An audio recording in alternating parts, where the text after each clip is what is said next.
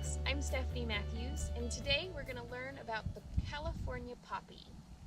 Now, big disclaimer, if you are in California, do not pick the California poppy. It is the state flower and there's a $1,500 fine.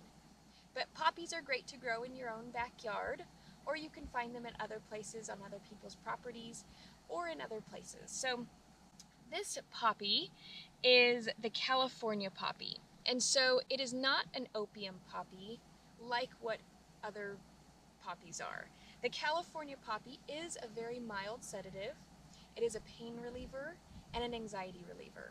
So a few weeks ago, I made a poppy tincture because I was in a location that I was able to harvest them and harvest enough of them that I was able to make a tincture out of. So this tincture is made with the whole poppy plant, roots, leaves, stems, and flowers. And they are all... Holy shit, look. Is that a bees? Those are bees. Oh shoot, let's go.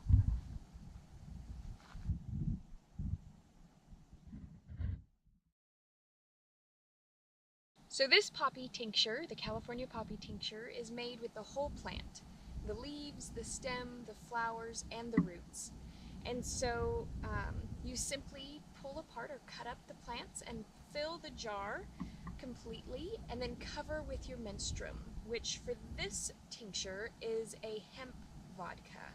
I wanted this one to be grain and gluten-free, and so I decided to use a hemp vodka for this, which is an 80 proof.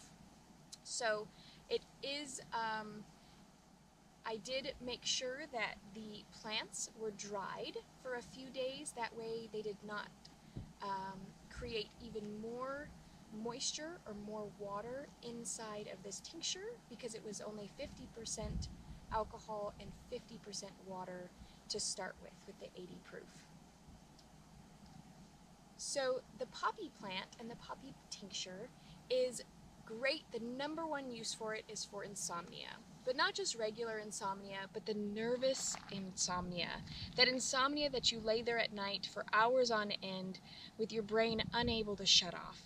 This really helps relax the nervous system, and it's also great for the insomnia that's caused by pain. So especially if you have musculoskeletal pain, something deep within muscle spasms, uncomfortable, achy joints, unable to get comfortable, this poppy tincture is incredible for helping ease you into relaxing and rejuvenating sleep that is often disturbed by these factors. And the second aspect of this is for just general anxiety. This tincture can be taken throughout the day in a much smaller dose than what you would take for the insomnia aspects. So if you're taking a California poppy tincture for insomnia, for the nervous insomnia or pain relief, you want to do about 20 to 30 drops, which is about 1/4 of a teaspoon.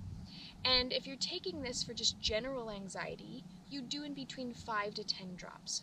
Always starting off with the least number of drops and working your way up until you find a number that really serves your body and your system.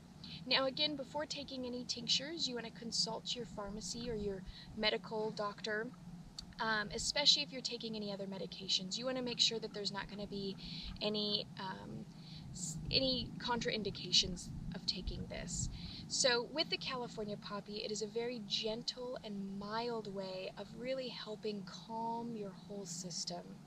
And with other sedatives, this is a very mild one, and it's even okay for children to take. I would do in between 3 and 5 drops for children, and this would be right before bedtime. But it's great for those children who excessively stay up too late.